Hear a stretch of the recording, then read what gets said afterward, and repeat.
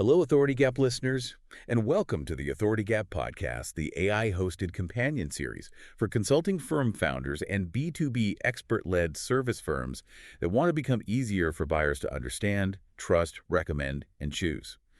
In this episode, we're looking at the cost of being placed in the wrong category. And here's the question. What commercial damage occurs when buyers understand your firm incorrectly rather than not understanding it at all? So welcome to the deep dive. We have a really vital conversation queued up for you today. We really do. Yeah, because our core mission here is to tackle this massive, honestly kind of invisible revenue problem. I mean, we've spent time in previous deep dives exploring the dangers of, being a best-kept secret. Right, being totally invisible. Exactly, being invisible to your buyers or maybe just confusing them with too much jargon. But today we are focusing on a dynamic that is, arguably it's much more destructive. Oh, absolutely. We're talking about misclassification. Yeah. It's a dynamic that most founders, they don't even realize it's happening until they look at their win-loss analysis for the year, right? Right. And they just sit there and wonder, why do we keep losing to firms that are clearly less capable than us? Because, honestly, it is fundamentally worse for your firm to be confidently misunderstood than to be a complete unknown. Yes, that's the crux of it. Like when you're unknown to a buyer, you at least have, a blank slate. A fresh start. Right. You get to introduce yourself, you frame the problem, and you basically write the story of your value from scratch. But when you are misunderstood, when the buyer looks at your website for 5 seconds and just confidently places you in the wrong mental box, they've already made up their mind. Yeah, the door is closed. Exactly. They are already judging your capabilities, and the terrifying part is they are using a completely wrong scorecard to do it. What's fascinating here is the underlying cognitive machinery driving that behavior. Right. Because to understand why buyers misclassify you, we have to look at the reality of their daily lives, The human brain is basically a cognitive miser. A cognitive miser. Yeah. But by biological design, it just seeks to conserve energy. Now, take that biological reality and apply it to a modern D2B decision maker. Oh man, their plates are so full. Completely overflowing. They are managing compressed timelines, fending off hundreds of automated vendor pitches every single week. Ugh. The cold emails. The worst. And they're evaluating massive software implementations, juggling a dozen internal stakeholders. They are actively, desperately seeking mental shortcuts. So they simply do not have the time to sit down with a nice cup of coffee and deeply analyze the nuanced, multidisciplinary approach of your specific consulting firm. Not at all. Not a chance. If your market signals, and by that I mean the messaging on your website, your LinkedIn presence, maybe the first slide in your sales deck, if those are even slightly vague or overly broad, the buyer isn't going to pause and puzzle it out. Right. They won't ask clarifying questions. They will simply shove your firm into the easiest, most familiar mental category available to them. Just to get it off their desk. Exactly. They do this purely to save time and cognitive load. They don't experience your firm from the inside. No, they don't see the culture or the brilliance. Right. They don't know the brilliance of your team or the depth of your methodology. They only see external fragments. And if those fragments don't immediately dictate your proper place in their ecosystem, they guess. They guess. And more often than not, they guess completely wrong. Which brings us to the core of this deep dive. The commercial cascade of damage that occurs the exact moment a buyer makes that incorrect guess. It's brutal. It is. Yeah. Because now that we understand the psychology of why buyers categorize your firm incorrectly, we need to map out how this systematically destroys your deal flow. Yeah, and our sources lay out a brilliant framework for this. They call it the Misclassification Chain. The Misclassification Chain. Right. It's a 4-step sequence that explains exactly how a really simple misunderstanding at the top of the funnel turns into a lost deal at the bottom. Okay. So the sequence goes like this. Wrong category leads to wrong comparison, which leads to wrong criteria, which ultimately results in lost value. Okay, let's unpack this chain because the mechanics here are crucial for anyone listening who feels like they are, constantly fighting on price. Yes, the dreaded price war. Exactly. So step 1 is the wrong category. This is the mental label we just discussed. Let's say you run a highly specialized strategic advisory firm that helps manufacturing companies restructure their supply chains for resilience. Okay. Very high value. Super high value. Okay. But because your marketing language uses a lot of, I don't know, generic industry terms, the buyer glances at your profile and mentally labels you as a standard logistics vendor. Ooh, yeah. And that initial misstep immediately triggers step 2, which is wrong comparison. Because the buyer has placed you in that logistics vendor category, you are no longer competing against other high-level strategic advisors. You're just another vendor. Exactly. You are now being compared against standard tactical logistics companies. This changes everything, up to and including the literal corporate budget your fees are going to be pulled from. And this is where it gets incredibly frustrating for the founder, right? Because you are suddenly running a race you never even signed up for. Yeah, you're wearing the wrong shoes on the wrong track. Right. You are sitting in a procurement spreadsheet next to commodity vendors who offer like a fraction of the value you do. Yeah. But because of the category, the buyer sees you as identical. And that leads directly to step 3, wrong criteria. The buyer now evaluates your firm using standards that simply do not apply to your actual business model. They are evaluating you on the criteria of a commodity vendor. I want to inject an analogy here to make this really tangible because it's like, imagine a Michelin star chef being evaluated on how efficiently they can run a fast food drive-through window. Oh, wow. Yeah, that's a great image. Right. The chef is going to fail that evaluation miserably. But they aren't failing because they lack culinary expertise. They are failing because the criteria they're being judged on, like drive-through speed or cost per ounce of cheap ingredients, those are completely disconnected from the actual premium value they provide. That is a perfect illustration of the structural problem here, because if we look at the B2B equivalent, the buyer evaluating your strategic advisory firm might look at your proposed engagement and say, wow, this logistics vendor's hourly rate is outrageously expensive. Right. Why are you charging so much for logistics? Exactly. They're using a tactical pricing criterion for a strategic problem. Like you said, they are looking for the drive-through price tag on a Michelin star outcome. Which launches into step 4, the final link in the chain, lost value. Yeah, the chain concludes with the complete erosion of your perceived worth. Because the buyer's evaluation frame is entirely wrong, your firm suddenly appears, well, too expensive. Or maybe too narrow. Or too narrow, or maybe too broad and unfocused. The point is, the value you know you can provide, like literally the millions of dollars you could save them by restructuring their supply chain, is effectively zeroed out in their mind. Just evaporate. You become irrelevant to their bleeding neck problem simply because the category was wrong from the start. I want to pause here and make sure this takeaway is crystal clear for you listening. Buyers evaluate your value strictly inside the category they assign to you. Strictly. Misclassification isn't just a branding hiccup. It isn't just a matter of your website looking a bit unfocused or needing a color refresh. This mistake dictates the competitors you're compared against. Yep. It dictates the kind of proof the buyer expects to see in your case studies. And most importantly, it dictates the maximum amount of money they're willing to pay for your services. Yeah, because if you do not control the category, you do not control the criteria. Ooh, that's good. Say that again. If you don't control the category, you don't control the criteria. And if you don't control the criteria, you will continually lose complex, high-value deals to lesser competitors. Just because they fit in the box better. Simply because those competitors made it easier for the buyer's brain to categorize them. It's the cognitive miser at work. The massive operational risk. Yep. So let's ground this in reality. Because the sources provided an incredible real-world case study of an expert who was trapped in this exact misclassification chain, and more importantly, how they broke out of it. Yes.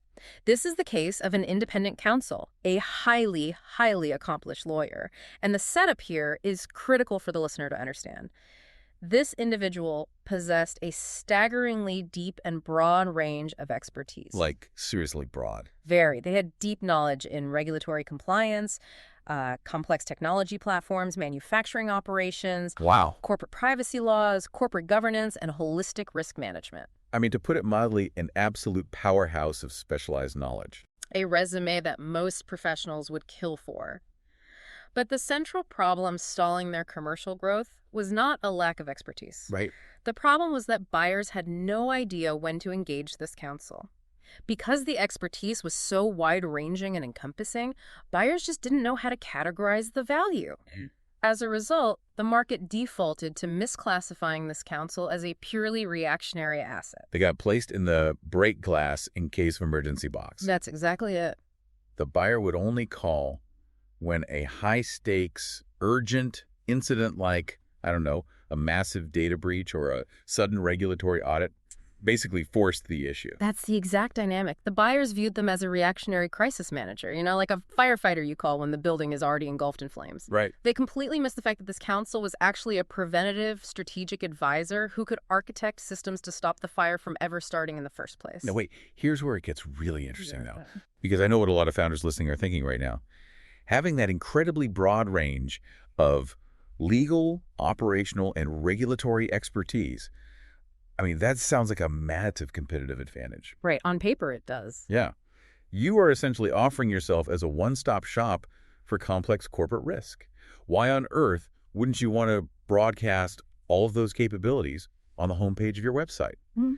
Doesn't narrowing your focus risk alienating clients who might, need help with a specific manufacturing compliance issue or a niche privacy audit? It is the most natural assumption a founder makes. We assume that showing more capability creates more opportunity. But if we connect this to the bigger picture and back to the psychology of the cognitive miser we discussed earlier, we see why that broad approach structurally fails. Because it's too much work for the buyer. Exactly. To a rushed, overwhelmed buyer, an extensive list of broad expertise doesn't look like a comprehensive solution. It looks like a blurry, complicated puzzle. They don't have the mental bandwidth to figure out which piece of your massive expertise applies to the specific problem they're having on, like, a random Tuesday morning. Precisely. If they have to do the work to translate your broad skills into their specific context, they will just move on to a competitor who does the translation for them. So, to solve this misclassification, the lawyer in our case study did something brilliant. Okay, what did they do? Well, they didn't invent new legal expertise. They didn't go back to school to learn something new. They took their existing brilliant knowledge and purposefully organized it into a very specific buyer-relevant authority lane. Authority lane. Let's break down that term, because it completely shifted their commercial trajectory.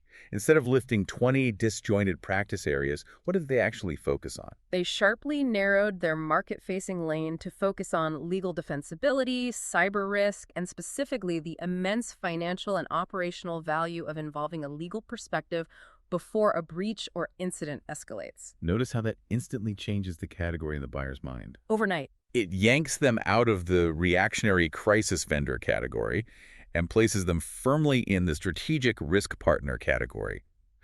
But I want to dig into the how here, because I imagine they didn't just change the headline on their LinkedIn profile and call it a day. No. A new tagline isn't enough to shatter a deeply ingrained market perception.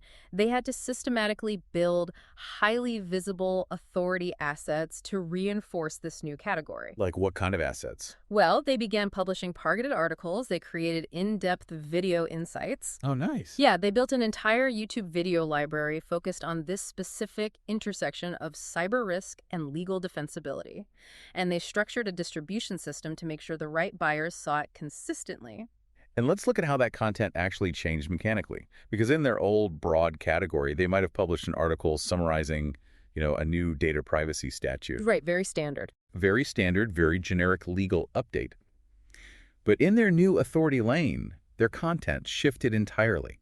Instead of just summarizing a law, they were producing content explaining how a lack of pre-breach legal strategy could destroy a company's valuation during an M&A event. That is the mechanical difference between a tactical vendor and a strategic authority. Every time the market encountered this counsel's new assets, the signals pointed to the exact same highly relevant buyer problem. They were systematically retraining the market. Exactly. Retraining them to understand the precise moment when to engage them. The lesson here is profound for anyone selling complex services. Specialized expertise becomes exponentially more useful and, frankly, much easier to sell when it is organized around a buyer-relevant problem. Your authority needs a lane so buyers can place you in the correct category before the crisis hits. And just as a quick aside for you listening, we are analyzing the business and marketing strategy here. We aren't naming the real person, we are not presenting this as legal advice, and we certainly aren't claiming specific client or legal outcomes. We are focusing purely on the mechanics of categorization.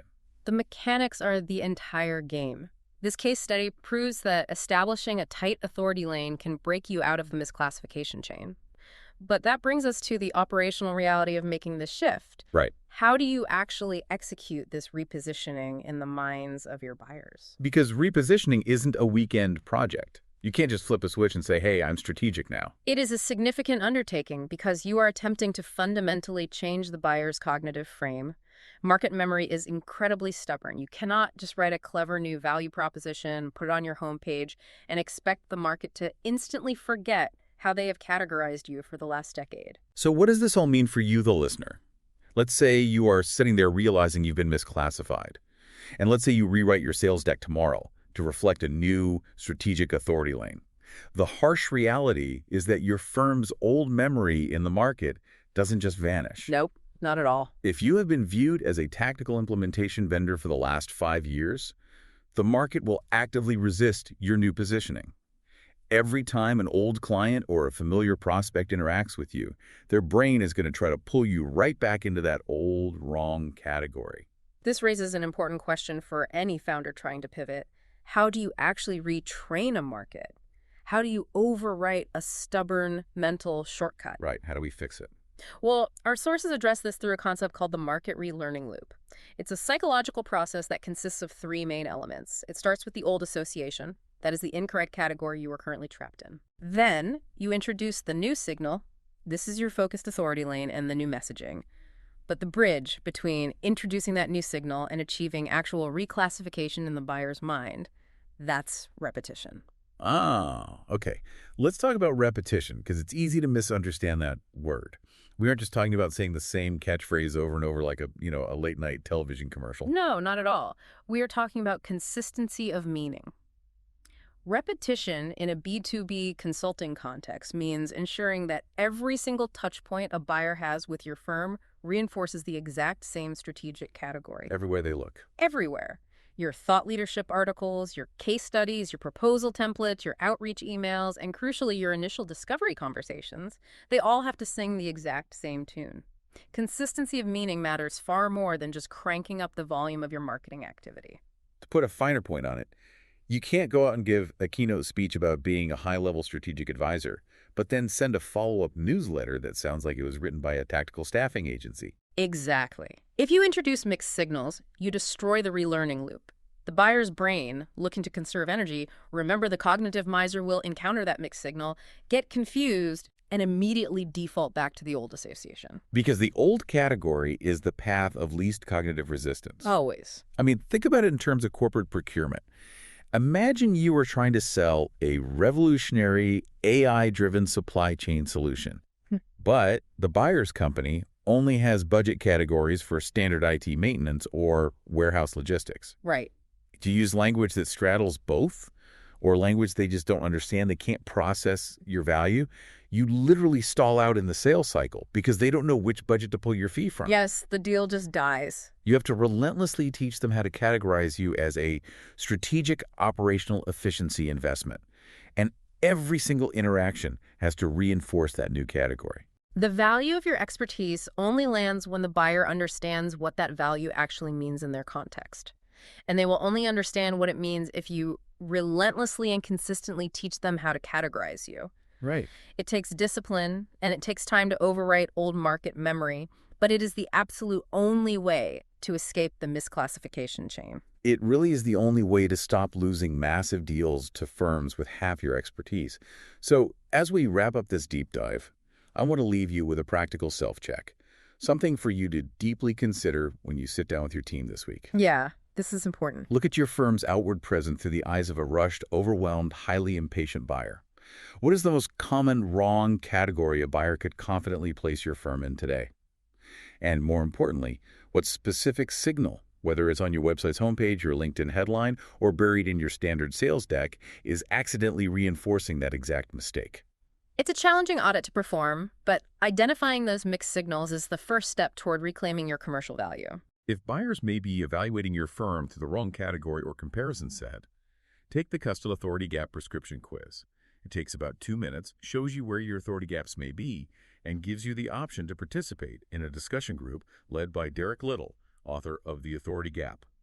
The Authority Gap is available on Amazon. To get the Authority Gap Reader Preview Kit, including the field guide and preview chapters, visit the book page at trailblazermastery.com. Thanks for listening, and we'll see you in the next episode.